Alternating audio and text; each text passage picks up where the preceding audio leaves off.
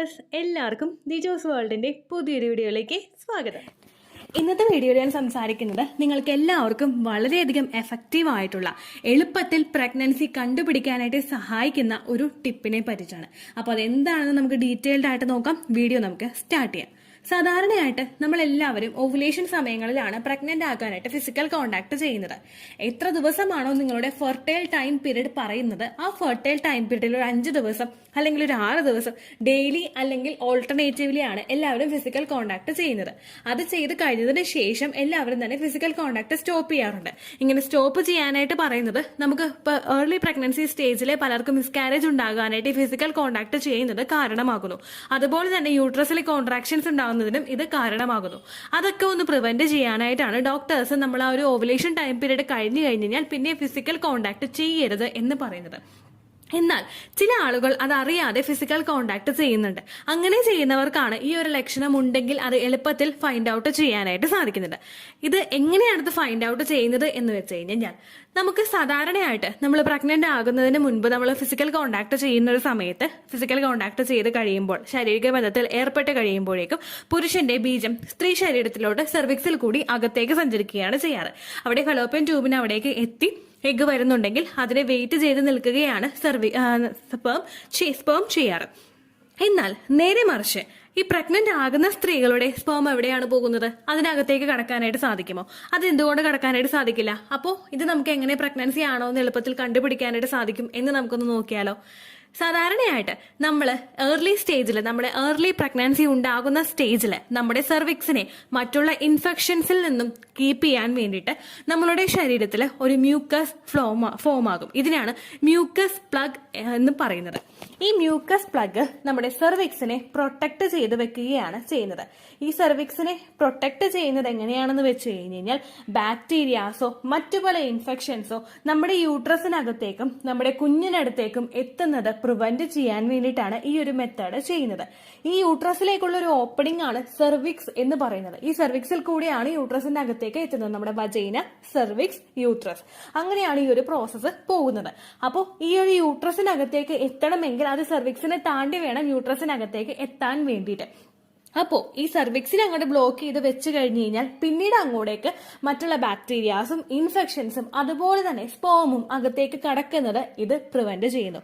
അപ്പോൾ ഇതിന് വേണ്ടിയിട്ട് ഫോം ആകുന്ന ഒന്നാണ് മ്യൂക്കസ് പ്ലഗ്. ഈ മ്യൂക്കസ് പ്ലഗ് എന്ന് പറയുന്നത് ഒരു കളക്ഷൻ ഓഫ് മ്യൂക്കസ് ആണ്. അതൊരു സെർവിക്സിന്റെ നമ്മുടെ കനാലിലാണ് ഇത് ഫോം ചെയ്യുന്നത്.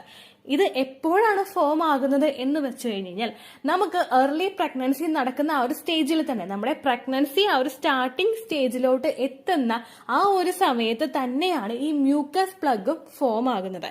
ഈ മ്യൂക്കസ് പ്ലഗ് ഫോം ആകുന്നത് നമുക്ക് പ്രഗ്നൻസിയുടെ ആ സ്റ്റാർട്ടിംഗ് സ്റ്റേജിലായത് മൂലം പിന്നീട് അങ്ങോട്ടേക്ക് എന്തെങ്കിലും അകത്തേക്ക് കടക്കുന്നത് ഇത് പ്രിവെന്റ് ചെയ്യുന്നു. നമ്മളുടെ ശരീരത്തിൽ ഫിസിക്കൽ കോണ്ടാക്ട് മൂലം എത്തുന്ന ഇൻഫെക്ഷൻസോ അല്ലെങ്കിൽ മറ്റു പല ഇൻഫെക്ഷൻസോ ഉണ്ടായി കഴിഞ്ഞു കഴിഞ്ഞാൽ അത് യൂട്രസിനകത്തേക്ക് കടന്നു കഴിഞ്ഞു കഴിഞ്ഞാൽ ബേബിക്ക് അത് ഹാംഫുൾ ആയിരിക്കും. കുഞ്ഞിന്റെ മുൻപോട്ടുള്ള സർവൈവലിനെ അത് ഒരുപാട് എഫക്ട് ചെയ്യും. അതൊന്ന് പ്രിവെന്റ് ചെയ്യാനായിട്ടാണ് മ്യൂക്കസ് പ്ലഗ് ഫോം ആവുന്നത്. ഇനി ഈ മ്യൂക്കസ് പ്ലഗും സെർവിക്സ് ക്ലോസ്ഡ് ആവുന്നതും വെച്ചിട്ട് നമുക്ക് എങ്ങനെ പ്രഗ്നൻസി കൺഫേം ചെയ്യാം എന്ന് നോക്കാം അടുത്തതായിട്ട്. സാധാരണയായിട്ട് ഞാൻ ഈ തുടക്കത്തിൽ പറഞ്ഞതുപോലെ തന്നെ അവിടെ ഒരു മ്യൂക്കസ് പ്ലഗ് ഫോം ആകുന്നതിന്റെ ഭാഗമായിട്ട് അകത്തേക്ക് സ്പേം കടന്നു ചെല്ലില്ല. സ്പേം അകത്തേക്ക് കടന്നു ചെല്ലാത്തത് കൊണ്ട് തന്നെ ഫിസിക്കൽ കോണ്ടാക്ട് ചെയ്ത് കഴിയുമ്പോൾ നമ്മളുടെ ശരീരത്തിലോട്ട് എത്തുന്ന ആ ഒരു സ്പേം അവിടെ തന്നെ ആ വജൈനയുടെ ഓപ്പണിംഗിൽ തന്നെ അത് സ്റ്റോർ ആവുകയാണ് ചെയ്യാറ്. വജൈനയുടെ ഓപ്പണിംഗിൽ സ്റ്റോർ ആയതിനു ശേഷം അത് വജൈനയുടെ കനാലിൽ കൂടെ തന്നെ പുറത്തേക്ക് ഇങ്ങോട്ട് പോരും. നമുക്ക് ഫിസിക്കൽ കോണ്ടാക്ട് ചെയ്ത് കഴിയുമ്പോൾ കുറച്ച് മണിക്കൂറുകൾക്കകം തന്നെ അത് പുറത്തേക്ക് വരും എന്ന് സാരം. മുഴുവൻ സെമനും പുറത്തേക്ക് വരുമെന്നല്ല, കുറച്ച് അവിടെ വെച്ച് തന്നെ നശിച്ചു പോകും. ബാക്കിയുള്ളത് പുറത്തേക്ക് പോരും. നമുക്ക് സാധാരണയായിട്ട് ഫിസിക്കൽ കോണ്ടാക്ട് ചെയ്ത് കഴിയുമ്പോഴേക്കും കുറച്ച് സെമൻ പുറത്തേക്ക് വരുന്നത് നോർമലാണ്. കാരണം ക്വാളിറ്റി കുറവുള്ള കുറച്ച് സ്പെം, നീന്തി അങ്ങോട്ടേക്ക് എത്താൻ കഴിവില്ലാത്ത കുറച്ച് സെമൻ, എല്ലാ പുരുഷന്മാർക്കും ഈ ഒരു പ്രത്യേകത ഉണ്ടാകും. എല്ലാ പുരുഷന്മാർക്കും കുറച്ച് സെമൻ പുറത്തേക്ക് വരുന്നത് നോർമൽ ആയിട്ടുള്ള ഒരു കാര്യമാണ്. അതിൽ നമ്മൾ ടെൻഷൻ അടിക്കേണ്ട ആവശ്യമില്ല. എന്നാൽ ആ നോർമലി വരുന്ന സെമനേക്കാളും അപേക്ഷിച്ച് കുറച്ചും കൂടി കൂടുതലായിട്ട് സെമൻ നിങ്ങൾക്ക് പുറത്തേക്ക് വരുന്നതായിട്ട് നോട്ടീസ് ചെയ്യാൻ സാധിക്കുന്നുണ്ടെങ്കിൽ അത് നിങ്ങൾ പ്രഗ്നന്റ് ആയതിന്റെ സൂചനയാണ്. ആ ഒരു കാര്യം, ആ ഒരു വ്യത്യാസം നിങ്ങൾക്ക് ഇംപ്ലാന്റേഷൻ നടക്കുന്ന സമയത്ത് കണ്ടുപിടിക്കാനായിട്ട് സാധിക്കുന്നുണ്ടെങ്കിൽ അത് പ്രഗ്നന്റ് ആയതിന്റെ സൂചനയാണ്.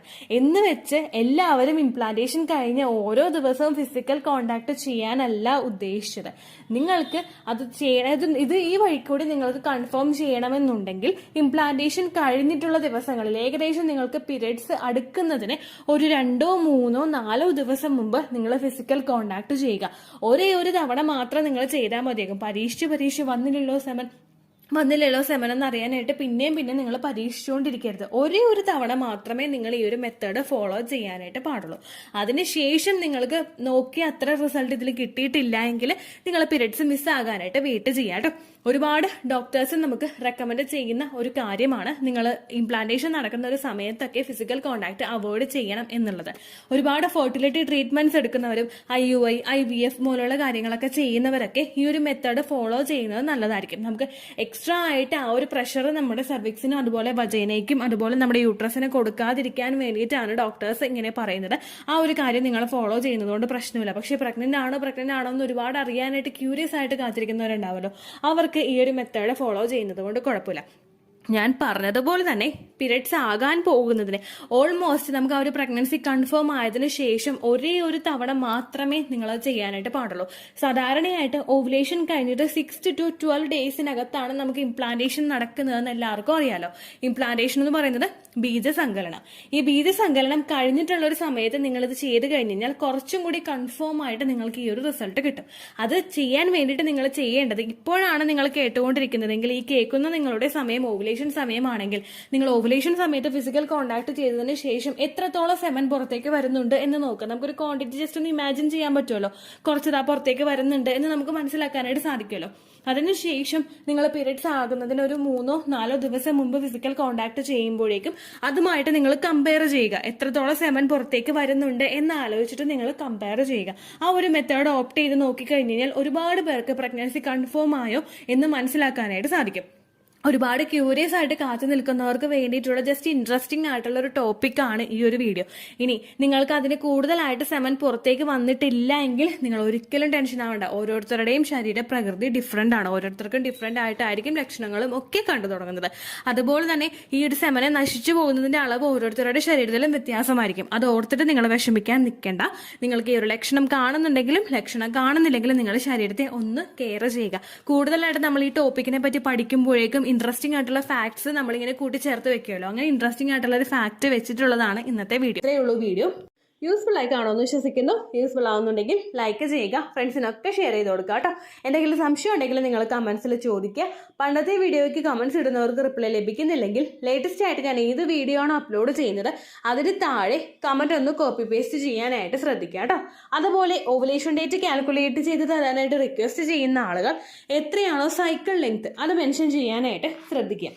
സൈക്കിൾ ലെങ്ത് എന്നതുകൊണ്ട് ഉദ്ദേശിച്ചത് ഓരോ മാസവും എത്ര ദിവസം കൂടുമ്പോഴാണോ ബ്ലീഡിങ് വരുന്നത് അതാണ് സൈക്കിൾ ലെങ്ത്. കഴിഞ്ഞ മാസം ഒരു 8-ാം തീയതിയാണ് ബ്ലീഡിങ് ആയതെങ്കിൽ ഈ മാസം 6-ാം തീയതിയാണ് ബ്ലീഡിങ് ആയതെങ്കിൽ കഴിഞ്ഞ മാസം 8-ാം തീയതി മുതൽ ഈ മാസം 6-ാം തീയതി വരെ എത്ര ദിവസമുണ്ടോ അത് കാലണ്ടറിൽ എണ്ണി തിട്ടപ്പെടുന്നതാണ് നിങ്ങളുടെ സൈക്കിൾ ലെങ്ത്. സൈക്കിൾ ലെങ്ത് നമ്മൾ കൃത്യമായിട്ട് കാൽക്കുലേറ്റ് ചെയ്യുകയാണെങ്കിൽ ഓവുലേഷൻ ഡേറ്റ് എളുപ്പത്തിൽ കണ്ടുപിടിക്കാൻ വേണ്ടിയിട്ട് ഒരുപാട് ആപ്ലിക്കേഷൻസും ഒരുപാട് ഓൺലൈൻ ആയിട്ടുള്ള വെബ്സൈറ്റുകളും ഇന്ന് നമുക്ക് അവൈലബിൾ ആണ്. പ്ലേ സ്റ്റോറിൽ പോയിട്ട് ഓൺലൈൻ ഓവുലേഷൻ ട്രാക്കർ എന്ന് ടൈപ്പ് ചെയ്ത് കഴിഞ്ഞാൽ നിങ്ങൾക്ക് അതുമായിട്ട് ബന്ധപ്പെട്ടിട്ടുള്ള ആപ്ലിക്കേഷൻസ് കിട്ടും. അത് പറ്റുന്നില്ല എങ്കിൽ ഗൂഗിളിൽ പോയിട്ട് ഓൺലൈൻ ഓവുലേഷൻ കാൽക്കുലേറ്റർ എന്ന് ടൈപ്പ് ചെയ്ത് കഴിഞ്ഞാൽ അതുമായിട്ട് ബന്ധപ്പെട്ടിട്ടുള്ള വെബ്സൈറ്റുകൾ നിങ്ങൾക്ക് കിട്ടും. അതിൽ നിങ്ങളുടെ ലാസ്റ്റ് മന്തിലെ മെൻസ്ട്രേഷൻ്റെ ഡേറ്റും ഒപ്പം ഞാൻ ഈ പറഞ്ഞ രീതിക്ക് നിങ്ങൾ കാൽക്കുലേറ്റ് ചെയ്യുന്ന സൈക്കിൾ ലെങ്ത്തും എൻ്റർ ചെയ്ത് കൊടുക്കുകയാണെങ്കിൽ നിങ്ങൾക്ക് കൃത്യമായിട്ട് ഓവുലേഷൻ ഡേറ്റ് കണ്ടുപിടിക്കാനായിട്ട് സാധിക്കും. ഫെർട്ടൈൽ ടൈം പീരീഡും നിങ്ങൾക്ക് കിട്ടും. അതായത് എത്ര ദിവസം മുതൽ കോൺടാക്ട് ചെയ്ത് തുടങ്ങിക്കഴിഞ്ഞാൽ നിങ്ങൾ പ്രഗ്നൻ്റ് ആകും എന്നുള്ളൊരു ഡേറ്റും നിങ്ങൾക്ക് പ്രോപ്പറായിട്ട് കിട്ടും കേട്ടോ. ഇത് കാൽക്കുലേറ്റ് കാൽക്കുലേറ്റ് ചെയ്യുന്ന സമയത്ത്, സൈക്കിൾ ലെങ്ത് കാൽക്കുലേറ്റ് ചെയ്യുന്ന സമയത്ത് നിങ്ങളുടെ ആ ഒരു കലണ്ടറിൽ നോക്കി തന്നെ നിങ്ങൾ കാൽക്കുലേറ്റ് ചെയ്യുക. പല മാസങ്ങളിലും 30-31 ദിവസമുണ്ട്, അതുകൊണ്ടാണ് അങ്ങനെ പറഞ്ഞത്. ഒപ്പം നിങ്ങൾക്ക് ബ്ലീഡിങ് തുടങ്ങിയ ദിവസത്തിന് വേണം നിങ്ങൾ ഡേ 1 ആയിട്ട് എടുക്കാൻ വേണ്ടിയിട്ട്. സ്പോട്ടിങ് തുടങ്ങിയ ദിവസത്തിനെ, അതായത് ചെറുതായിട്ട് ഡിസ്ചാർജ് പോയി തുടങ്ങിയ ദിവസത്തിനെ നിങ്ങൾ കൺസിഡർ ചെയ്യേണ്ട ആവശ്യം ഇല്ല കേട്ടോ. അപ്പോൾ ഇത്രയേ ഉള്ളൂ വീഡിയോ. അടുത്തൊരു വീഡിയോ ആയിട്ട് നമുക്ക് വീണ്ടും കാണാം. ബൈ.